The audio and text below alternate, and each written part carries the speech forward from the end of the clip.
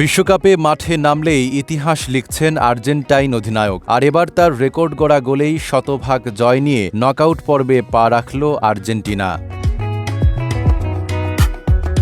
ম্যাচের শুরু থেকেই বলের দখল আর আক্রমণে ছিল আর্জেন্টিনার একচ্ছত্র আধিপত্য। তবে সবচেয়ে বড় চমক ছিল লিওনেল মেসি শুরু থেকেই মাঠে ছিলেন না। নকআউট পর্বের কথা মাথায় রেখে কোচ লিওনেল স্ক্যালোনি একাদশে একাধিক পরিবর্তন আনেন। তবুও ছন্দ হারায়নি বর্তমান বিশ্ব চ্যাম্পিয়নরা।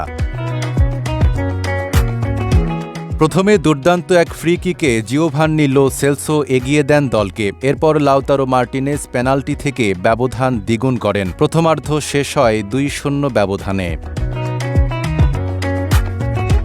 দ্বিতীয়ার্ধে জর্ডান একটি গোল ফিরিয়ে দিয়ে কিছুটা আশা জাগায়, কিন্তু সেই আশা বেশিক্ষণ টিকতে দেননি লিওনেল মেসি। ম্যাচের ৬০তম মিনিটে বদলি হিসেবে মাঠে নামেন তিনি। আর এরপরেই ফ্রি কিক থেকে দুর্দান্ত এক গোলে জালের দেখা পান আর্জেন্টাইন অধিনায়ক। এই গোলের মাধ্যমে বিশ্বকাপে টানা ৭ ম্যাচে গোল করার বিশ্ব রেকর্ড গড়লেন তিনি। পাশাপাশি চলতি বিশ্বকাপে এটি তার ষষ্ঠ গোল। আগের ম্যাচগুলোতে হ্যাট্রিক ও জোড়া গোলের ধারাবাহিকতা বজায় রেখেই গোল্ডেন বুটের লড়াইয়েও নিজের অবস্থান আরও শক্ত করলেন তিনি।